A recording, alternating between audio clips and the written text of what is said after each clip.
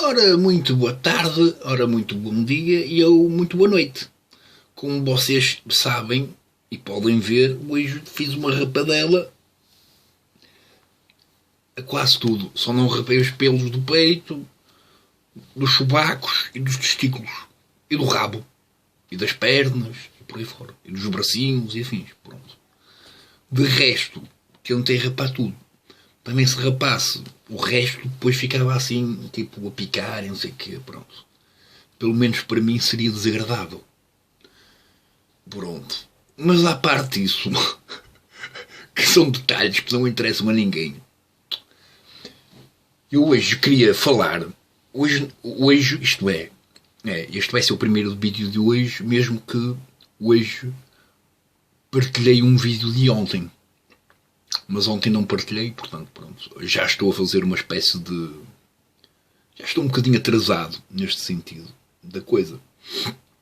Mas eu queria tentar falar sobre uma questão. Há um rapaz que, pronto, é um rapaz que é bem mais velho que eu e que partilha vários conteúdos os quais em quase tudo são bastante semelhantes quanto à opinião de cada qual. Mesmo assim, pronto, eu posso considerar que ele tem muito mais conhecimento do que eu, porque lê muito mais do que eu, e é mais velho do que eu, logo teve mais tempo para ler mais coisas do que eu. Normal. À parte disso, houve uma publicação que ele fez, mas que entretanto, não sei, desapareceu, e portanto provavelmente ele removeu. Eu até fiz esse comentário. Eu comentei aquilo, mas entretanto ele retirou a publicação e até tenho uma certa pena, porque eram coisas importantes. Neste sentido, isto tinha a ver com uma espécie de crítica aos fundamentalistas. E lá está. Eu, na altura, aquilo era, portanto, uma notícia sobre o fundamentalismo islâmico. Contudo, eu comentei que, pronto, também existem os fundamentalistas comunistas, os fundamentalistas anarquistas, fascistas e outras coisas mais que não têm nada a ver nem com religião nem com política. Pronto. E, portanto, existe esta adoração quase superior, não é? Uma elevação da adoração de tal ordem que, pronto, nós somos capazes de fazer mais asneiras. E isso está associado também àquele vídeo que eu fiz, quer dizer, aos últimos vídeos que eu fiz sobre estas questões que estão associadas também à religião e à política, que lá está, que potenciam pessoas terem ações contra terceiros em prol de uma ideia ou de uma noção qualquer que não é igualmente descrita por várias pessoas. Na verdade, pronto, até as músicas e as coisas mais simples do mundo, caso fossem descritas por duas ou mais pessoas, teríamos duas ou mais descrições do mesmo objeto. O que resultaria na interpretação de que eram três objetos diferentes. Pronto. É por isso que eu digo que muitas vezes as várias religiões que andam por aí, várias, né? Às vezes têm aquelas declarações de que e tal, o teu Deus é diferente do meu. E eles não pensam de que o que é diferente é a descrição. O Deus, se calhar, é igual. Porque, pronto, é algo que, em princípio, ninguém pode definir. E, na eventualidade do acaso, até um dia, eu no meu perfil fiz um comentário. Deixa eu ver se eu tenho aqui, se ainda está aqui. Eu acho que sim. Aqui é que eu digo assim: ainda bem que não sei tudo deste mundo, senão seria um Deus. E até houve aqui um rapaz que me perguntou: humildade à parte, não gostavas mesmo de ser um Deus? Eu disse-lhe que não. E ele pergunta, mas por que não? Eu digo-lhe, porque Deus não pode ser definido. É que a noção mais próxima de Deus, na minha perspectiva, é o Tao. Mas essa noção é uma aproximação que se separa da essência. Ninguém precisa de um Deus, nem Deus precisa de alguém. É que é uma realidade. É quase como as formigas não precisam da humanidade, nem a humanidade precisa de formigas. Para nada. Contudo, temos espaços temporais de percepção temporal completamente diferente. E na noção de Deus, Deus é eterno. Portanto, se é eterno e nós somos temporários, pronto, nem vale a pena. Não é? Nós não dependemos uns dos outros. Quer dizer, não dependemos nem da existência de Deus, nem Deus depende da nossa existência. Na consideração que Deus existe. Mas pronto, há depois esta necessidade, às vezes, de algumas religiões, de adorar algo que é impossível definir, sem dar uma explicação minimamente racional e lógica, tendo em conta que, para mim, quanto a mim, o taoísmo representa, em alguns momentos, essa explicação lógica, tal e qual como aquilo que vocês podem ler na descrição dos vídeos, que é o Tao. E o Tao é uma tabela onde explico que 1 mais 1 é igual a 1 ou igual a 3. E uma das primeiras descrições do taoísmo aparece um sábio em que diz que primeiro havia a essência, algo tão profundo e tão simples que era impossível descrever. E então dei-lhe o nome de Tao.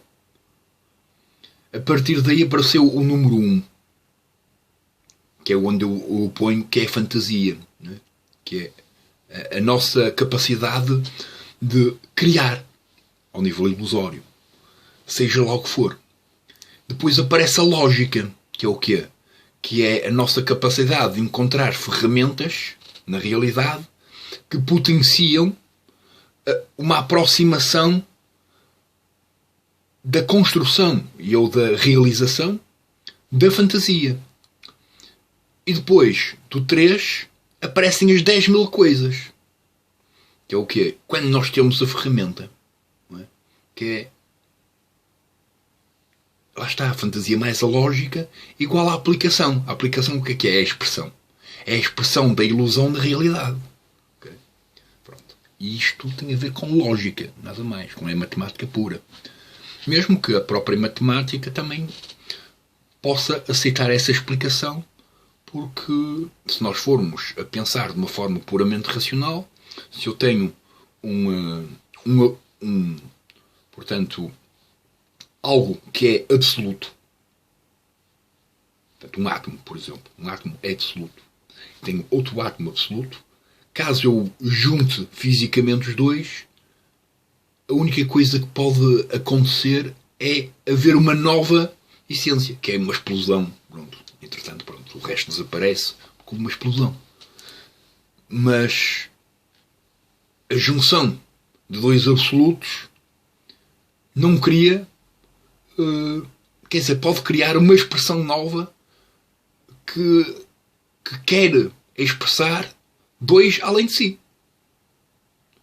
Contudo, é como eu digo, na ciência pura, ao nível químico, a junção de dois absolutos resulta na destruição deles dois, dos mesmos. Ao nível químico. Depois, ao nível mecânico, já não. Não é? Já existe, já resulta numa única coisa. Pronto. É a mesma coisa que eu ainda tento explicar, que é um homem mais uma mulher, por norma, não é? Resulta em crianças, em filhos. Isso são questões puramente lógicas, simples. Tanto é que depois a Igreja Católica, por exemplo, usa, não é? Primeiro criou o homem, depois criou a mulher, não é? Pronto. E é assim.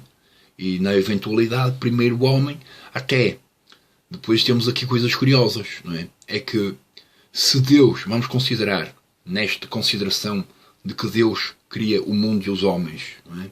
Se Deus cria o homem, quer dizer que ele cria a primeira versão. A primeira versão é sempre o que lhe chamam a versão alfa, não é? Que é a versão imperfeita. A versão perfeita é a segunda versão. Tanto é que as tecnologias e tudo mais que existe por este mundo fora, que evoluiu, o resultado da evolução é melhor do que a primeira. Sempre. Sempre. Portanto, algures na história, houve homens que não quiseram aceitar a sua condição de inferioridade.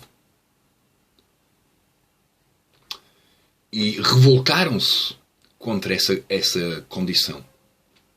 E, via a força, consideraram, e ainda na atualidade, em vários países do mundo, não é? Associado às várias religiões que não querem respeitar essa mesma noção da sua própria imperfeição, associada aos homens, querem associar essa imperfeição às mulheres, quando na verdade são as mulheres que são imperfeitas, nesse sentido, não é? Porque são elas que são capazes de reproduzir um novo ser vivo. Qualquer um dos homens que tivesse uma experiência de parir, morrer de dores. Logo. E pronto. E rasgavam-se todos, não é? Tipo. Pronto. É que. E há esta noção. Mas pronto, isto também tem a ver com os fundamentalismos. A parte disso, depois não, existem uma das coisas que eu falo bastante, ou que tento de falar bastante, em vários vídeos, quase todos os vídeos, que tem a ver com uma coisa que eu publiquei hoje, que eu vi isto e achei super interessante, que é uma coisa que diz assim: as pessoas não querem ouvir a sua opinião, elas querem ouvir a opinião delas saindo da sua boca. E isto é partilhado por uma senhora que eu gosto muito da forma como ela faz as críticas. Ela é uma pessoa que estudou filosofia e que, pronto, é uma professora, não é?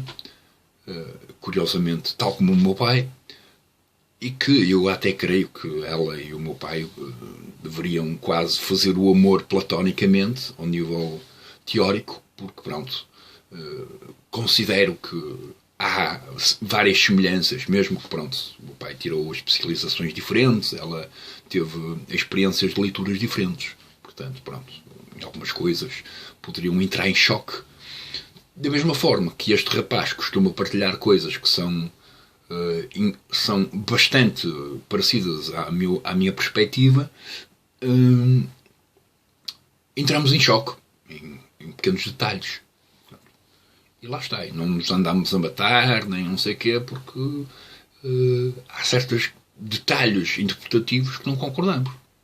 Isso é normal. Isto tem a ver com, lá está, esta espécie de flexibilidade que é necessária haver para haver liberdade. Porque, por exemplo, existe aí um rapaz que até tinha aparecido agora no jornal, o gajo tem sido perseguido pelos grupos extremistas de direita. E ele é uma das pessoas representativas dos grupos de esquerda. E quando existe a confrontação simbólica de algo que é contra a nossa perspectiva, se nós soubermos dominarmos-nos face a algo que se confronta e que contradiz tudo aquilo que somos, em princípio não existe guerra. Não existe guerra porque não existe essa necessidade de competir qual a melhor perspectiva. É o que eu disse. No Médio Oriente, durante séculos, havia variadíssimas religiões, variadíssimos povos, com várias religiões, e viviam em paz. Entretanto, apareceu um grupo que declarou a sua religião superior às outras. Pronto. E a partir daí, até então, já passaram alguns séculos, estão em guerra. por causa disto. Porque há alguém que se quer dizer que é melhor que os outros. Quando, na verdade, é igual aos outros. E, da mesma forma que, pronto, na consideração que existe, que Deus criou o mundo, nós somos a expressão de Deus a correr no tempo.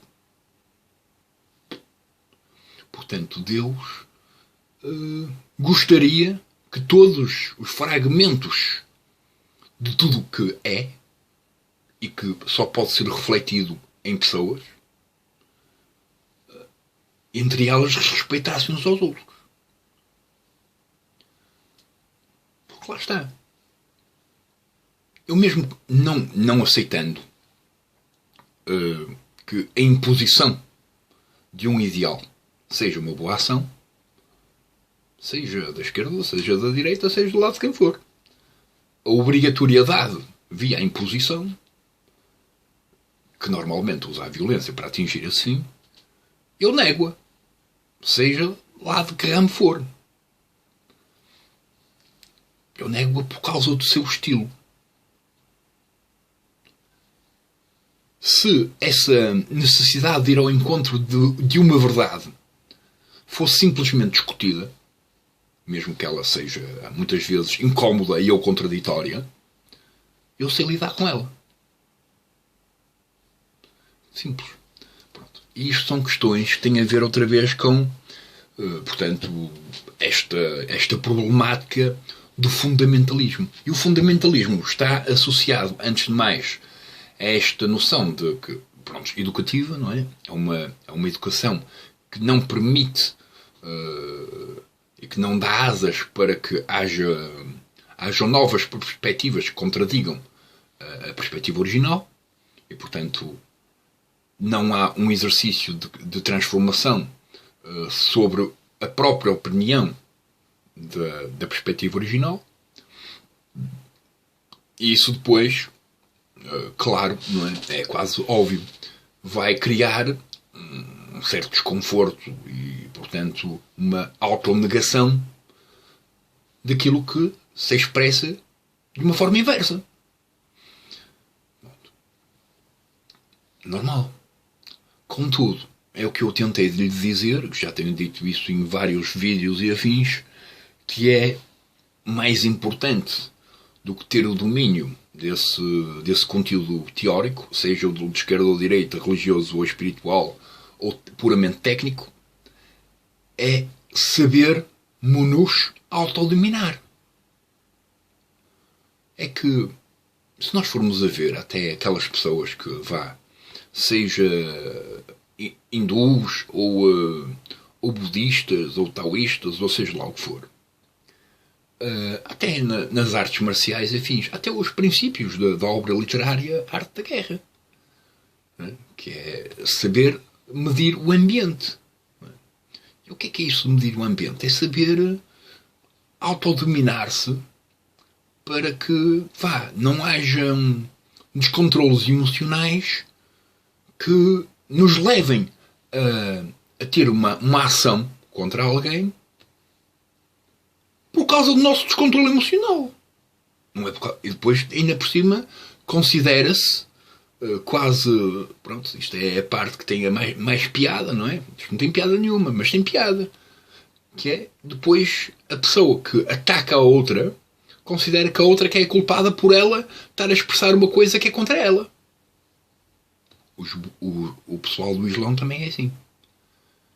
E algumas feministas e radicalistas, em vários sentidos, não só nesta questão da linguagem, produzem ações semelhantes por causa da mesma razão. Mas o que está aqui em causa é o autodomínio. Pronto. É que lá está. Se nós soubermos autodominar e não abraçar ora a contradição, ora uma elevação, seremos um pouco mais livres. Um pouco. A nossa condição como sociedade, principalmente baseada na economia, não será da liberdade. Contudo, é como eu digo, a própria economia é uma ferramenta e a ferramenta ajuda a que essa liberdade, a que haja uma maior liberdade. A maior liberdade está na escolha. Eu tenho 100 euros e posso escolher entre usar 100 euros para ir comprar um objeto bonito para pôr debaixo do braço e mostrar, e sempre que eu levanto o braço as pessoas veem aquilo, né? E pronto, eu sinto-me realizado por aquilo, ou posso comprar comida para o resto do mês. Eu tenho a liberdade de usar esse dinheiro para aquilo que eu quiser. É isso que é o conceito de liberdade. Na atualidade. Pronto. E por isso, eu continuo sem saber qual vai ser o título deste vídeo.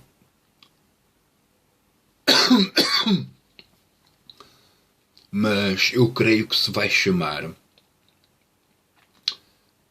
a importância do autodomínio. Que pronto. Que pode existir entre pessoas que têm opiniões extremamente semelhantes e depois particularidades que portanto que chocam, não é?